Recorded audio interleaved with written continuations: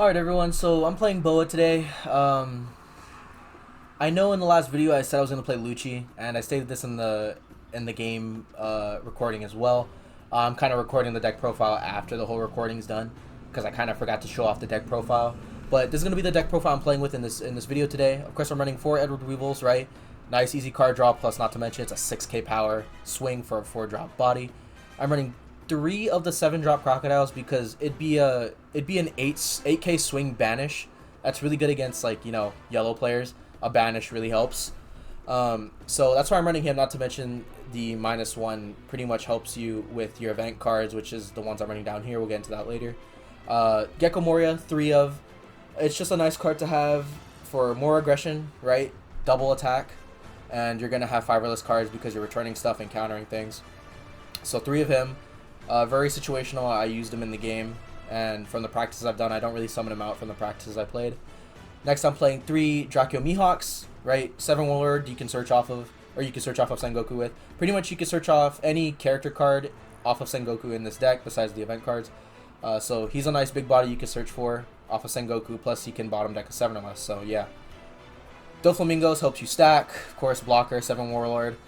We got the 2k crocodile, helps you return a 2 or less in case your opponent's running a 2 or less blocker. Mostly he's 2k though. Jinbei, he's your board fill, so you play Edward Weevil off of him, you can play this Gecko Moria, you can even play Doflamingo off of him. Any of the 4 drops pretty much with this Jinbei. Really cool for Jinbei to be the board fill. And then of course Sengoku, he's your 1-drop, turn 1 searcher, in case you want to, you know, get a 7 ward in your hand. Here's your other 2k, Trafalgar Law, he's the one that helps you keep your opponent's hand down by 1. So pretty much if your opponent has 6 or more cards in hand, you get to return them back to your hand. You place 1 card from hand on the bottom of the deck on your opponent's hand. So like you could swing with him and then return him. So you can play him off of Jinbei, which is what I do in this game. So yeah, you swing with him, return him. Not to mention you get a swing in. They lose a card if they want to out counter, and then they lose another card because they have to return it if they have 6 or more in hand. It's not bad. Of course, you're running the Boa Hancocks, right?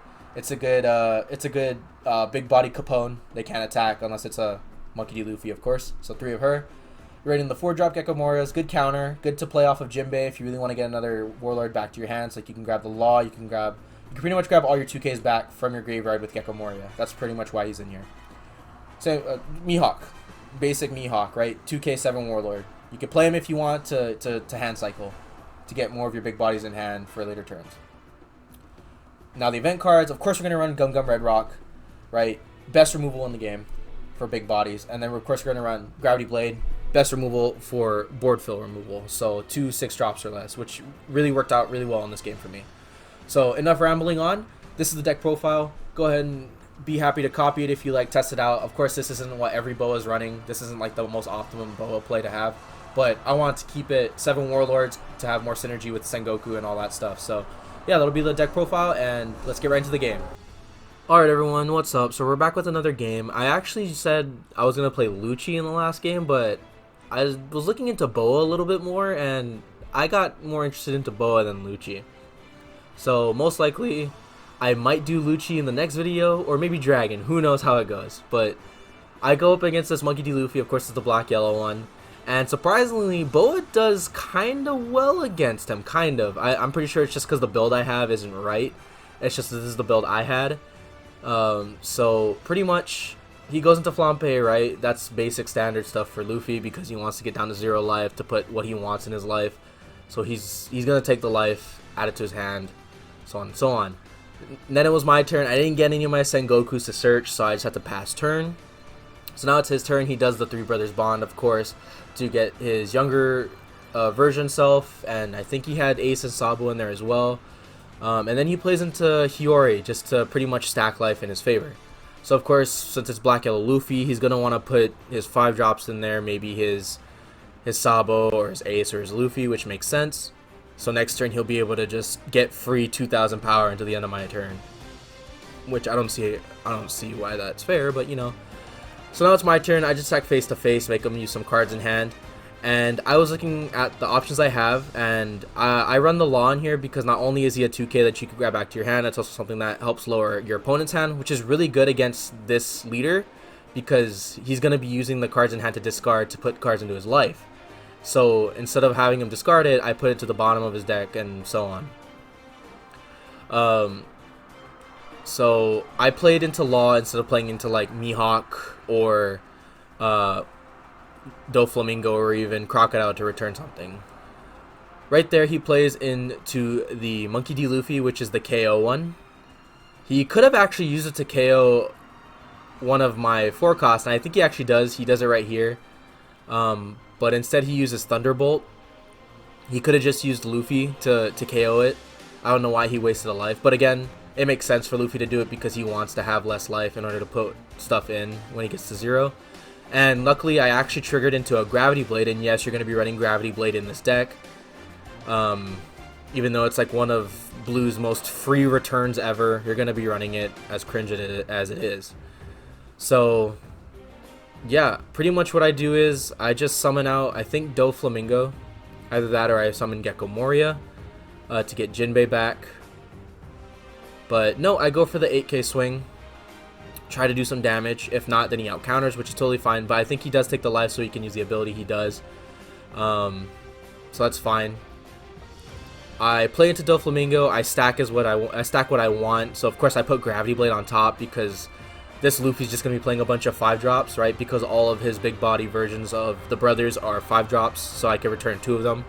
Which Gravity Blade is like a very good hard counter against this leader because he wants his 5-drops in the trash, and he will get them in the trash if you return them to the bottom of the deck. So like right there, I checked his his graveyard. He didn't have anything in his drop pile to put in besides that Luffy he discarded. So he had to discard that Luffy in order to activate the ability, and he only gets 1 life back. So that's totally fine. He actually had another Luffy in there. So it's the same one, which is the one that I think gains and lets you draw a card. And then he also played into Kuzan, but I'm not really scared of Kuzan. If he wants to KO my things, he can KO it. I don't care. Right there, he swings 8 to 5. I just block. And then I draw into Gravity Blade, but I didn't want to use it on the Kuzan, right? Best I could use it on was the Kuzan and the Hiyori, but my main threats are the 5-drop brothers, so I wanted to save my Gravity Blades for them because he's mostly going to be putting the 3 brothers into his life. So I was willing to, you know, keep the Kuzan out. I put 1 Dawn onto Law just so I could finally use him, right? I was pretty much keeping him out there to use the ability, but he's never going to be at 6 or more cards in hand this whole game. I swing 5, and then I play into my 7-drop Crocodile, which helps lower the amount of cost in event cards. So it lowers it by 1. So my Gravity Blade will then be 6 Dawn. So it's not bad, right? Even though it costs a Dawn to put onto Crocodile, which still makes Gravity Blade technically 7. It pretty much just helps with swings as well, because not only does he reduce the amount of cost in events, he's also banished. That's an 8k banished swing on a yellow leader, so that's not bad. But it doesn't really work out against this leader well because he wants the 5-drops in his graveyard to put him back into life.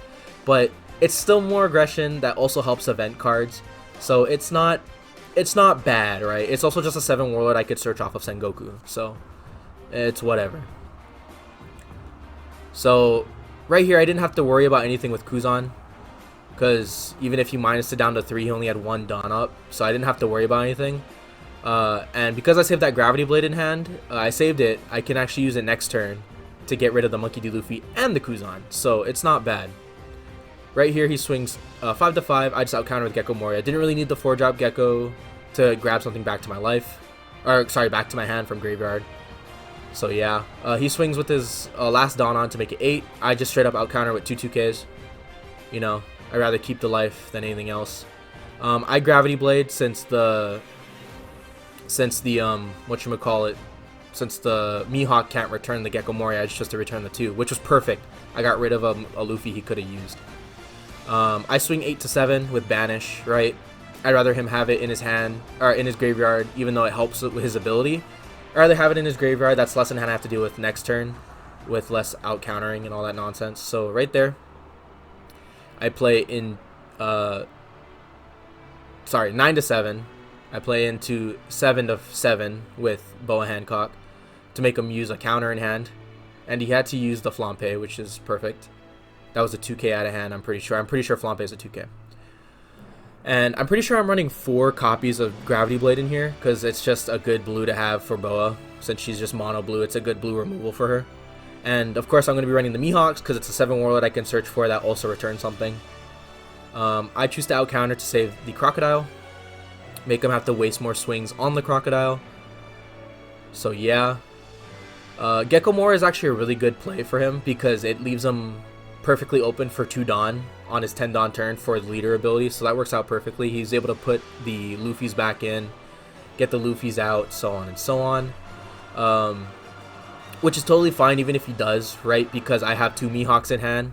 Those Luffys are perfect for a Mihawk target, so I use the ability. Bottom deck, I get the ability off of Boa, which I draw into another Mihawk, which is awesome. I swing 5-2 into the Sabo so he can't use it for next turn just in case he does get something.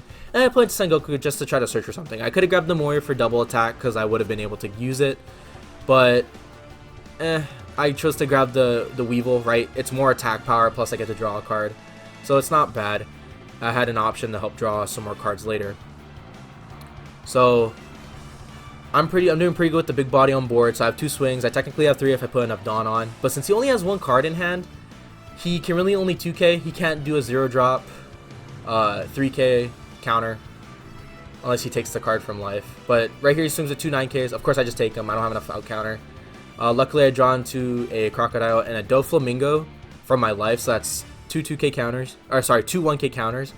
And that was actually just enough to save me, because right here you could see him contemplating if he wanted to put Dawn onto Hiyori. And if he did put Dawn onto Hiyori, right?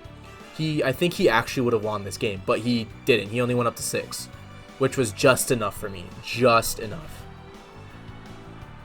And then he swings with leader. I take the last life. Of course, I have no counter. So right here, he puts the 6 on.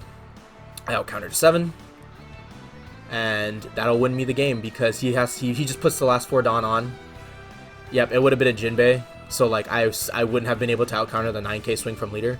And I put 5 on to make it 7, since he only has a 2k counter at best in hand. And then I just swing for game right there. And then I didn't even get to swing for game right there because he just leaves. Oh, poor thing, the black-yellow gimmicky Luffy didn't get to play his gimmicks a lot because I just kept returning his gimmicks. So, Boa, as much as Boa is interesting, it's mostly kind of gimmicky and cringe as well. Boa is gimmicky and cringe with all the easy removal she has. You have Red Rock in here. You have Gravity Blade. You have free board fill with the Jinbeis. Not to mention you have free card draw with ability, leader ability, and then you have the Edward Weevil. You have Gecko Mora to re-grab stuff from graveyard, and you just have a big body that returns stuff, especially when it's against when it's returning something that's a main gimmick of a leader, which is the Luffy playing 5 drops for pretty much free power as well. So Boa's really cool, right? But that doesn't mean she's not gimmicky and cringe, because you know I came from Magic, right? Blue and Magic is cringe. It's very irritating because you're just countering stuff. For One Piece, you're just easily returning things. She's fun, but again, that doesn't mean she's not cringe. Like, every time you're facing a Boa or any blue, just be prepared to expect the Gravity Blade, so you're never going to have board. Like, even Gravity Blade works against Boa, because why? Because your board fills are all 4 and under. The Jinbeis, 4 and under. You play a Jinbei, oh, you play another 7, you play another 7 warlord, that's 4 and under. That's a Gravity Blade. That's 2 bodies on the board gone because of Gravity Blade. So, yeah. It's just how the card works, and that's how the game works, and that's how things are now.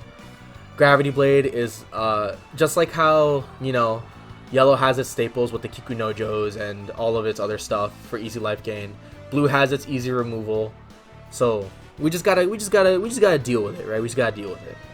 So yeah, that's gonna be for the Boa game. I'm not gonna promise anything with Lucci. It's either gonna be Lucci or Dragon next. Who knows? Probably mostly Dragon, but I would like to also play Lucci. But that'll be it for this video, and thanks for watching.